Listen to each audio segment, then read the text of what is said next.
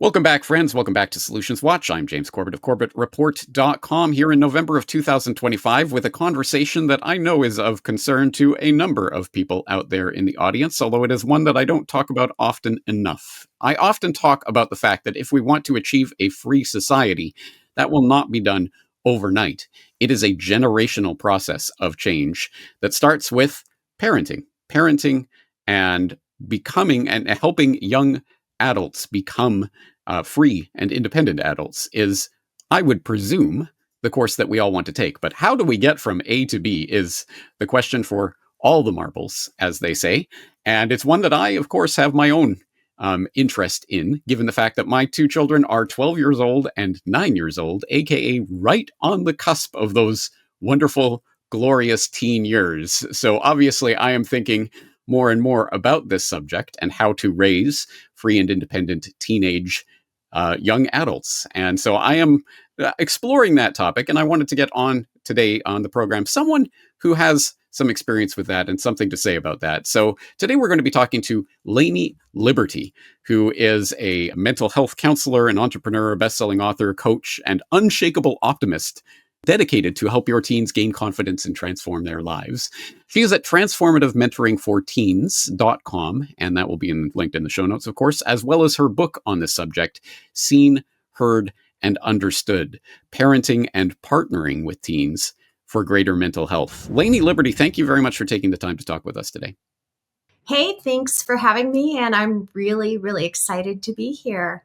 I'm excited to have you here. I mean, it's such an important topic, as I say, and one that doesn't get enough time and attention in the independent media. So let's do something to rectify that today. But actually, I wanted to start today with a little bit about yourself and your own story and your own journey, because of course, the first question people might ask is, who is Laney Liberty and why should we be listening to her about this topic anyway? Sure. Well, what you left out of the introduction is I'm a mother and I'm a self-identified anarchist. So, that should set the stage just a little bit. I raised my son. I'm a mother of a fourth grade dropout, proud fourth grade dropout. I'm an advocate for alternative education, and I raised my child traveling. So that is a little bit different than most people's path. I'm also an autodidactic and self-taught.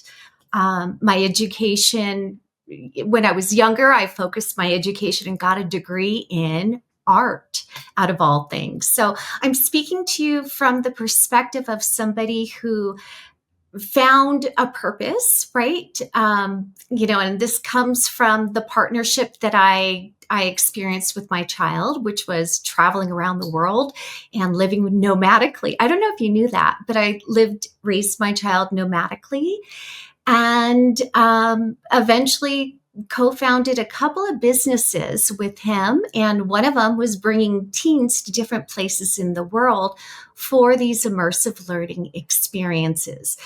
That propelled me down the path of learning everything I could about mental health, the teenage development, using tools, conflict resolution, learning communities, and a lot of other sort of things that were connected to those topics in order to learn how to facilitate these retreats.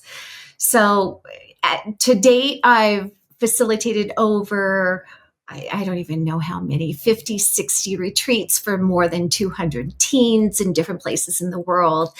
And what changed my trajectory, my path, was the 2020 changes, which you've spoken about so much on your channel.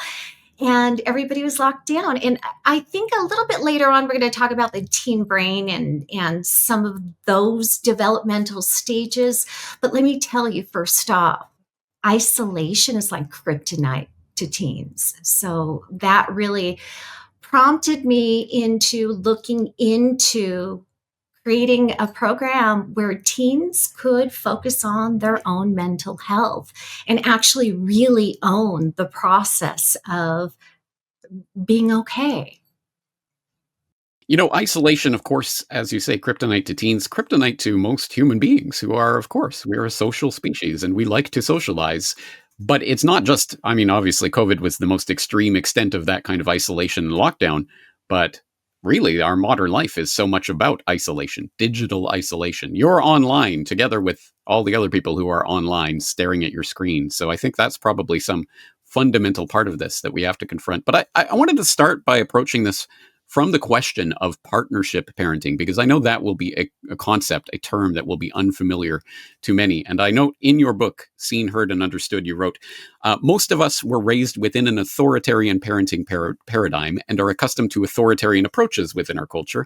Most of us have accepted that tough love is needed at times and believe it's okay to impose our will on our children when it's for their benefit. Being raised in a culture where the underclass of people with the least amount of rights are children, most never introduce the idea of consent or equality into that relationship. If we think about it, most rules, bedtimes, restrictions, and expectations are arbitrary. Partnership parenting challenges this framework and looks at each individual as a capable and autonomous human being with the ability to self-regulate. All right, so that's a fascinating and obviously very paradigm-busting point of view. How did you arrive at that point of view? And can you explain about it for the audience? Sure. Okay, so when you and I first talked, one of the things that you talked about was peaceful parenting.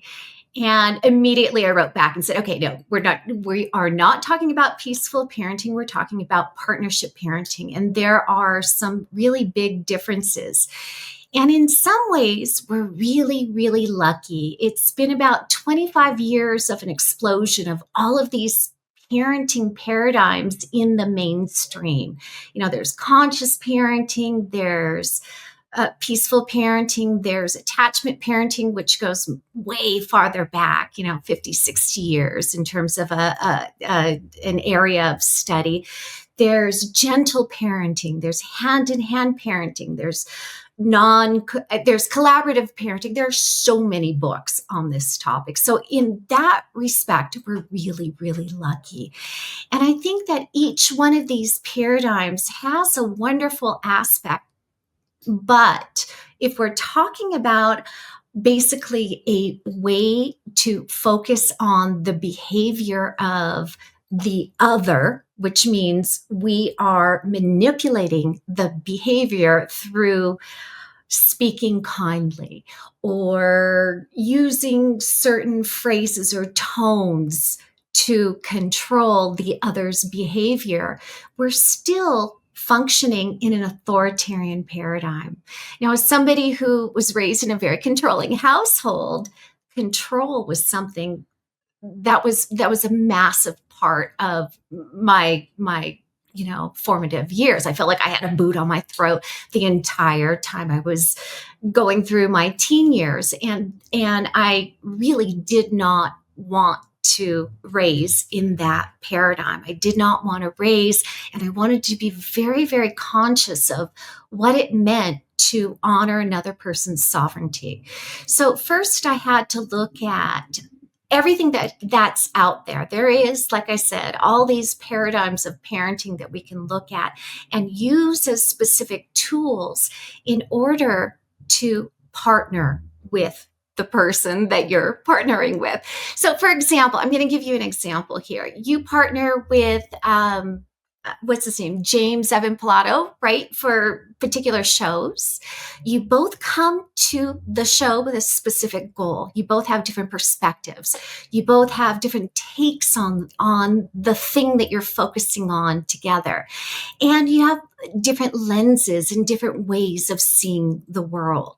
Now, you and your wife have different ways of seeing the world, but it's very different than you and your partner on that program, right? We take on different roles with different people. And so in order to partner with somebody, we've got to know what their capabilities are, what their interests are, what their not only boundaries are, but their what they will and won't do.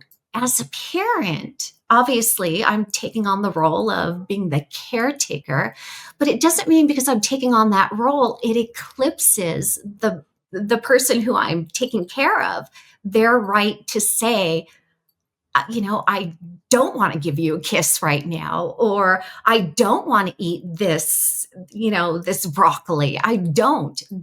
How do I know it's their right? Well, because they're an individual just like I am. My right imposed on another person is absolutely um, out of the parenting paradigm.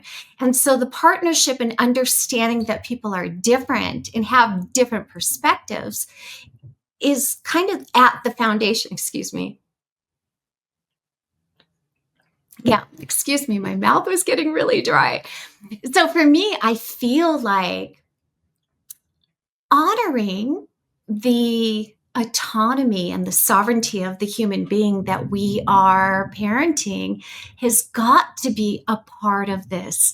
And you often ask, how do we not raise a status? How do we create a paradigm or an environment where people know themselves, where people will say, no, that's not what I want? Well, that starts in childhood. And that starts by giving the person that you're partnering with, your child, a voice. And the thing about partnership is partnership with each person is going to look different. You're going to partner with your wife differently than you're going to partner with your son, than you're going to partner with your daughter. Everybody has different needs, different perspectives, and a different way of approaching all of this. Again, there are developmentally accurate things that you can do, like you can't expect your 8-year-old to go out and make a living. So understanding what the boundaries creates the foundation for that partnership. I hope that was clear. I know I Yes. was I okay. understand what you're saying. There's a couple of important things that I want to underline there. One is that, yes, the goal that we have is to raise independent, autonomous human beings. And so every step along that path should be directed towards that goal, presumably. And yes, that's going to look different at different stages of development. But if that goal is the goal, then the steps should be relatively apparent. The other thing that you mentioned there that I think is important is that, yes, every human being is different, and every partnership that you have with a human being will be different because you're both different and you interact in different ways.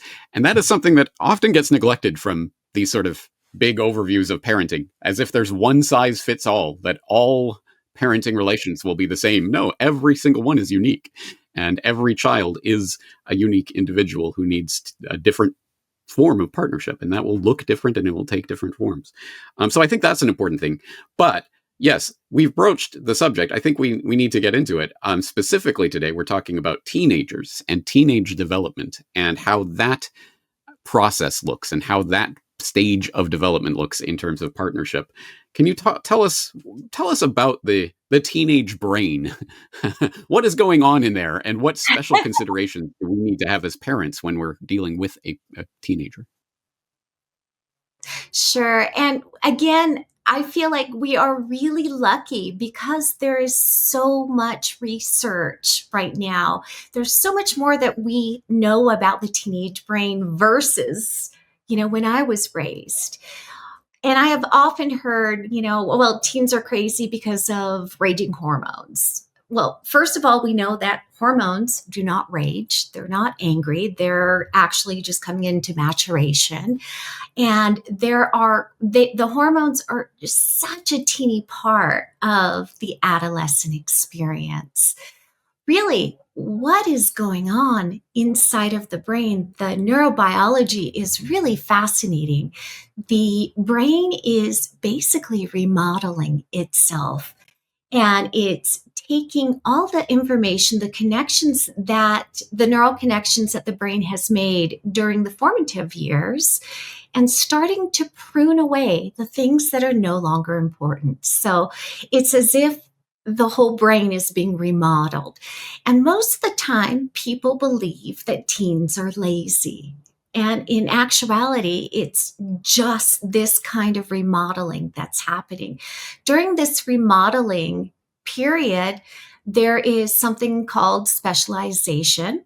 And this is why it's really important. We're going to get into this in a moment, but it's really important to focus on things during the adolescent stage that deal with the inner world, and which is why I teach tools for mental health. But what happens is the generalization, the things that are not of interest anymore to the teen, those connections go away. There's something called myelination, and it's basically creating a sheath around the connections so that when the connections of this topic to this topic and those thoughts are thought more often, the myelination happens and there becomes a quicker way of processing these belief systems or these thoughts. I got to take another drink.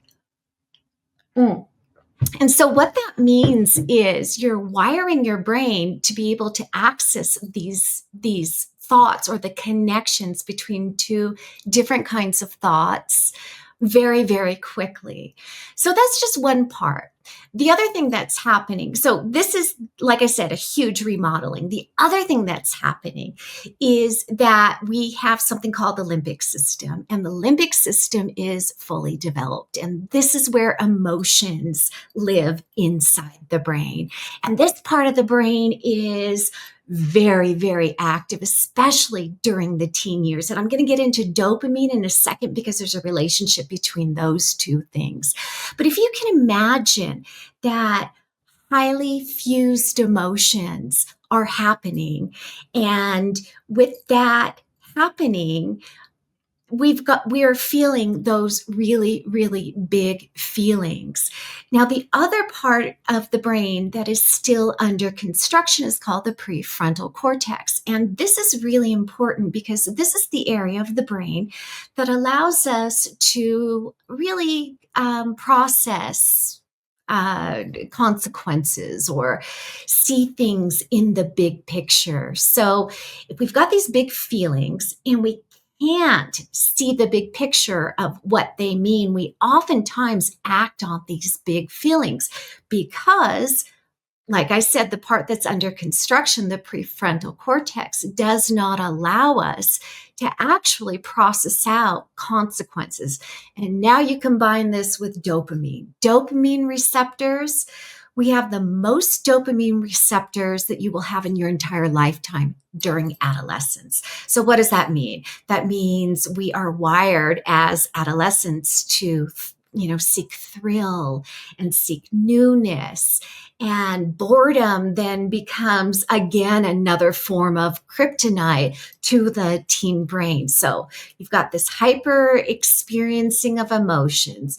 You've got connections being made through the myelination process. You've got a lot of pruning happening, which really makes teens tune out to things that they're not interested in anymore and to shift their interest levels to things that they never would have been interested in.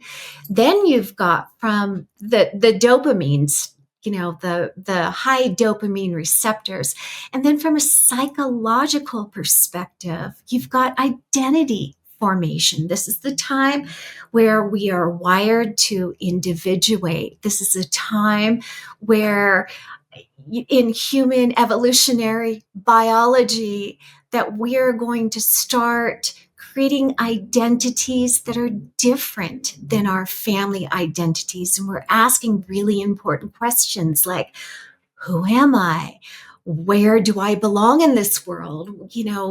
What am I meant to do?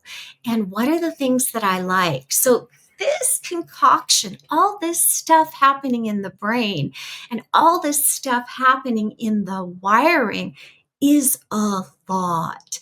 Now, as a parent of a teen, or in your case, a parent of a tween, right, who's going to be moving into this, having the knowledge that all of this stuff is happening will help you in your parenting. And the reason being is expecting somebody who, let's say, is remodeling a kitchen to make you a full meal when, everything is still under construction and offline. It's not going to happen. So managing ourselves as parents, managing our expectations, and as I talk about in my book, understanding those spaces inside of us that have these capacity to judge, get angry, have these expectations that are not going to be met, because not because of what our child is doing, but because of our own triggers and our own upbringing and our own programming. So there's a lot going on here. Yeah, I'll leave it there for now. Well, again, there's so much to dig into there, but I would say that one thing that occurs to me immediately is that one thing that I have learned so far in my parenting journey, and which will no doubt be reinforced in the coming years, is that children see what you do more so than they listen to what you say. And you are setting the example as to how to process emotions and how to work through issues, how to deal with problems as they arise, etc. You are setting that example every single day by your actions, not just by what you say or what you tell your children to do. So I think that's an important thing for any parent to keep in mind, especially parents of teenagers who are going, of course, through the teenage rebellion phase. But as you say, that is part of the development of an individuated human being and is something to be celebrated, really, because it is part of their process of becoming that independent, capable, sovereign adult human being that you want them to become. It can obviously be challenging because that rebellion manifests against authority generally, but of course, the authority in their lives up to that point has been seen as a parent. So it's going to manifest as rebellion against parents, generally speaking. If you are in that traditional parenting role, and as opposed to partnering and forming a relationship with your children. Having said that, now, this is where I think one of the reasons that we were talking just before we started recording about Ernest Hancock and my conversations with him about parenting, he was the one who spurred me into creating open source education.online. And part of his motivation in that was because he had seen his children back when they were going through their schooling indoctrination, being subjected specifically at that time of the middle school years to that type of programming where, yes, your parents, they're old fuddy-duddies, don't trust them, trust the state.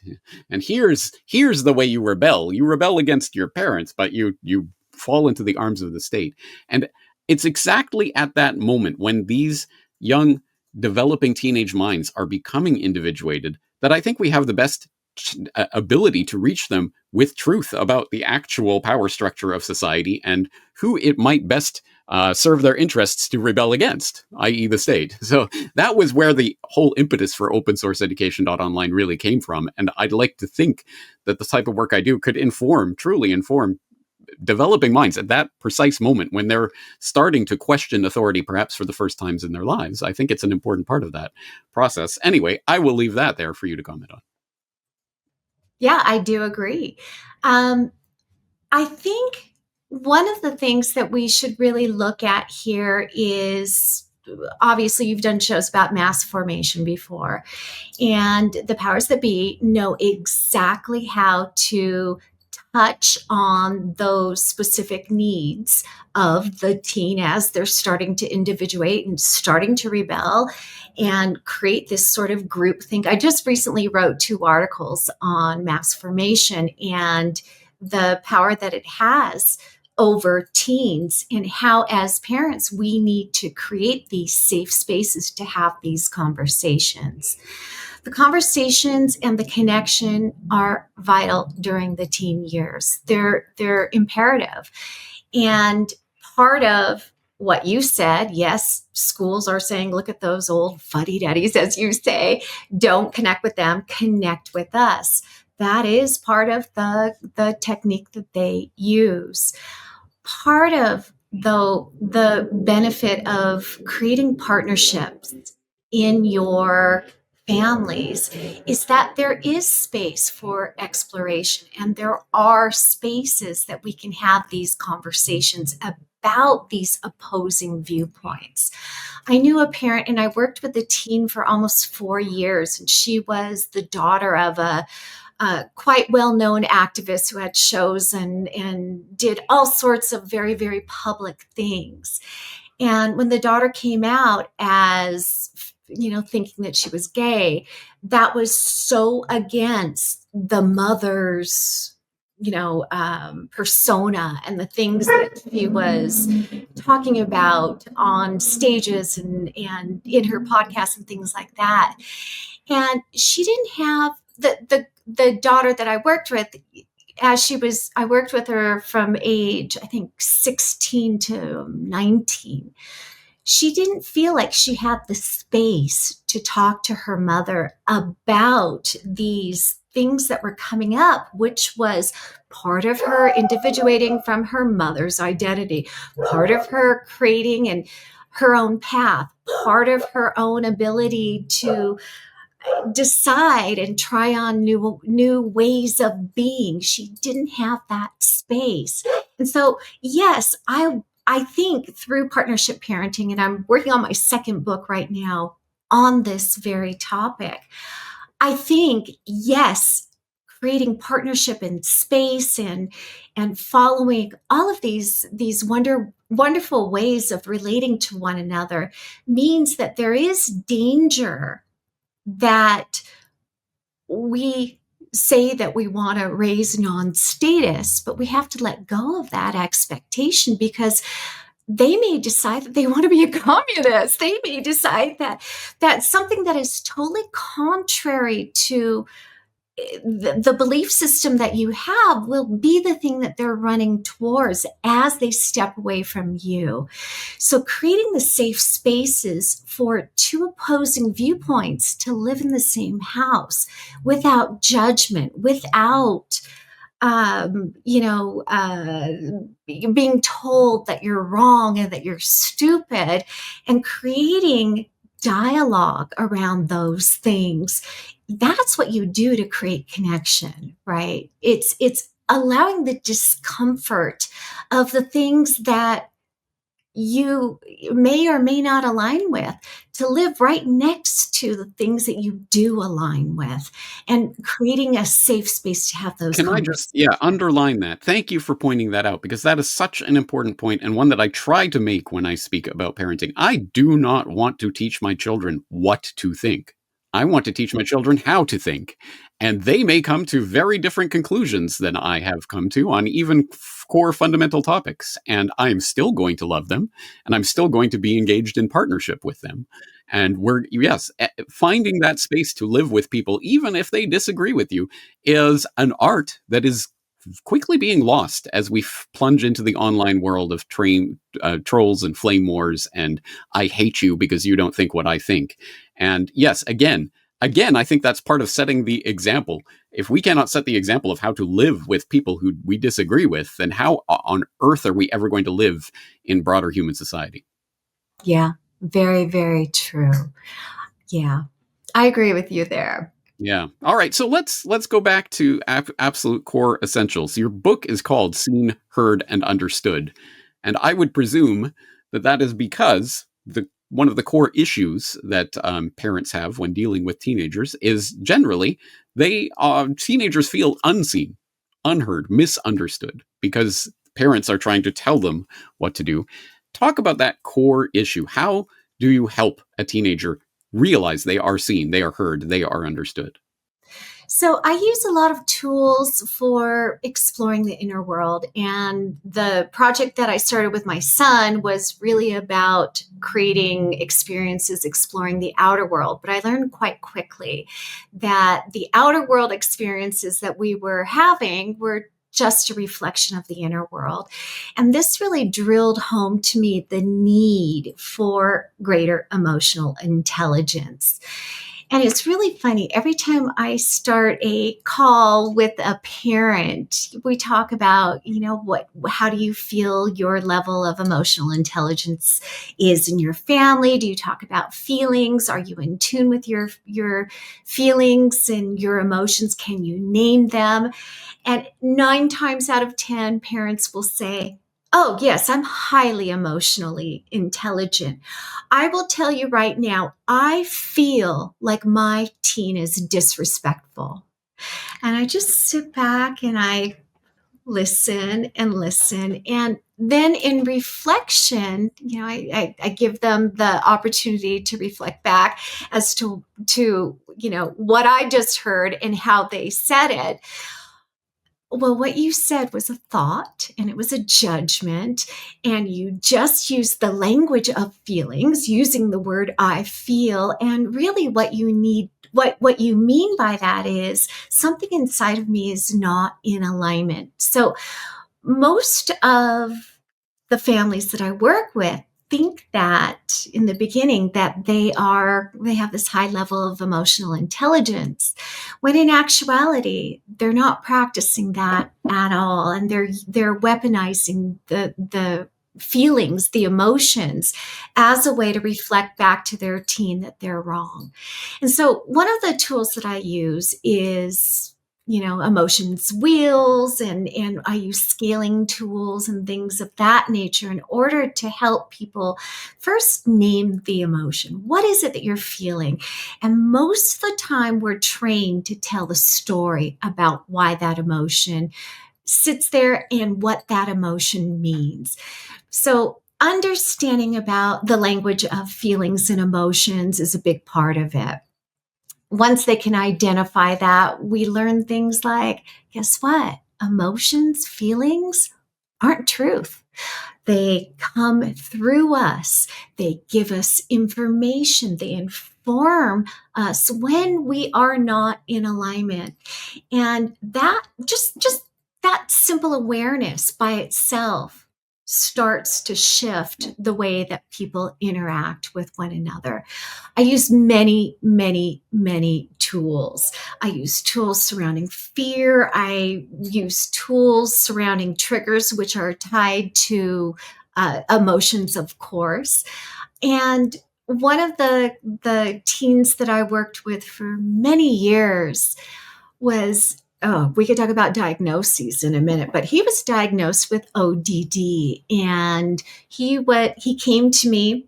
His mother said that he has an impulse control. And so, using the language that he understood, every single week we went through his week and identified, what did he do based on impulse? What did he do that was based on response? And little by little, using that kind of language, we were able to help him shift his awareness and become the watcher of his own behavior.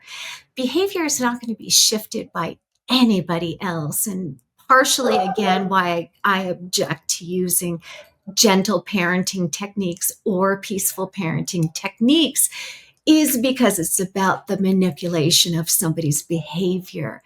But I think once you empower somebody to use tools, and as the parent facilitator, doing your own work and understanding those kinds of reactions that are happening inside of you, and instead of, again, being impulsive, taking the time to pause and learning to respond in a way that, number one, creates connection, and number two, being able to I sorry, I got distracted by the thumbs up. Does that happen?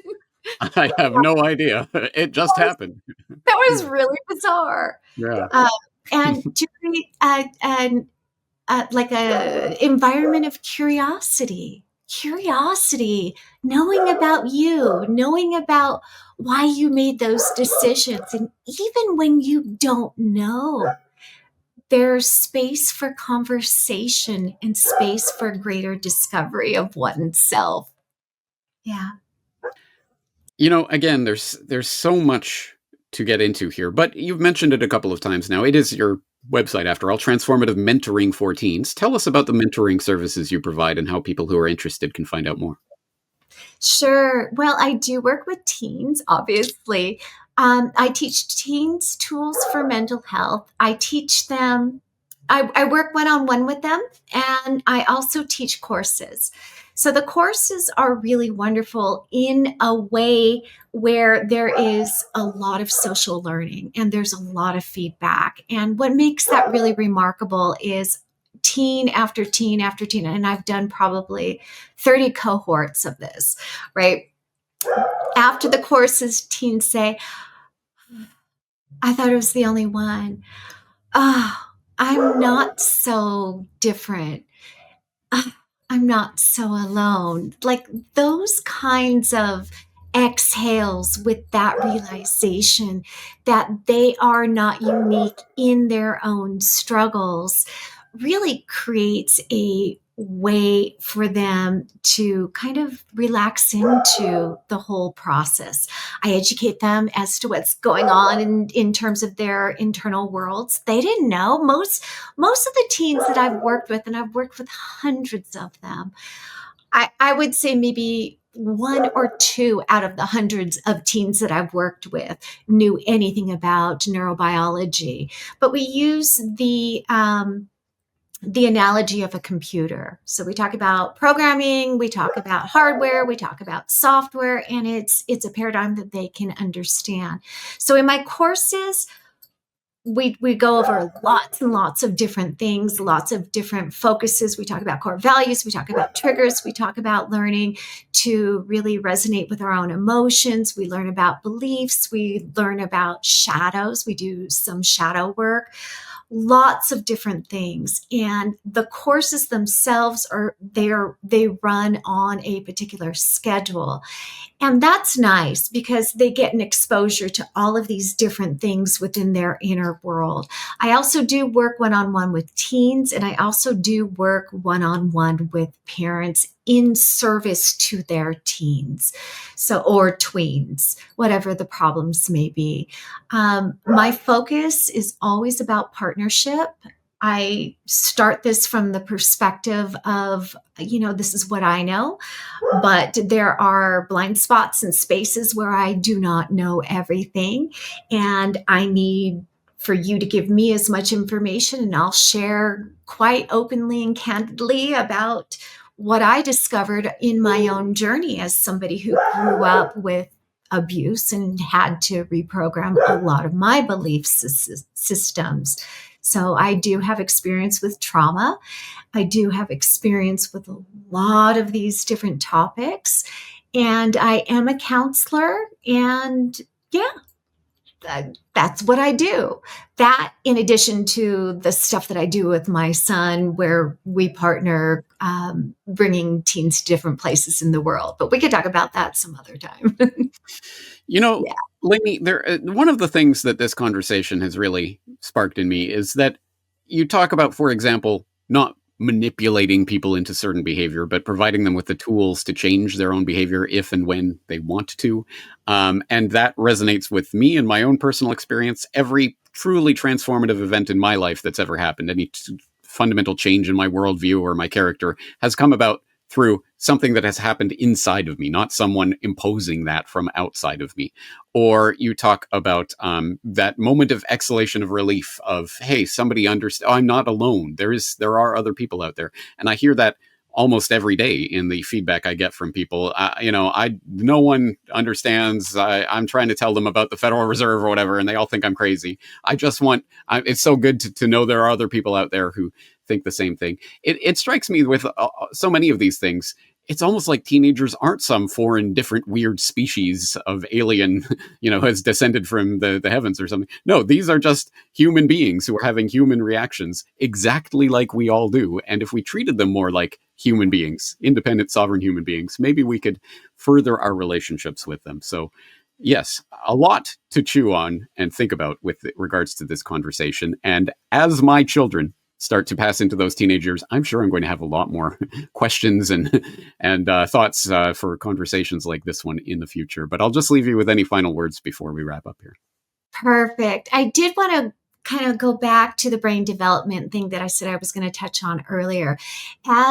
adolescents are becoming specialists, and they are starting to, like I said, create those myelination, those pathways in their brains that help them access different things that interest them at a much quicker rate, right? They don't have to go from this neural power or this firing neuron to this one, to this one, to this one. And that takes some time. This is a straight path. It's important that we expose them to tools for mental health, for understanding their inner worlds, because these are tools that they can use for life. We are really supporting sovereign individual people that are accountable. As we become adults, we are accountable for our reactions, regardless of the type of upbringing that we had. So this is how we create people or raise people on this planet. So hopefully they won't be status, but I let go of any expectation of what they decide that they want. Yeah. It's a lot to take in, and I know for some people this will be such a paradigm shifting point of view that they will have to delve into it in more detail. So we will direct them once again to transformativementoringforteens.com and to the book Seen, Heard, and Understood. The links will, of course, be in the show notes for this conversation, and as I say, I'm sure we'll have more to talk about in the future. But let's leave it there for today. Laney Liberty, thank you very much for your time and for sharing your insights. Thank you. Thank you very much. I really appreciate being here. It's a big honor.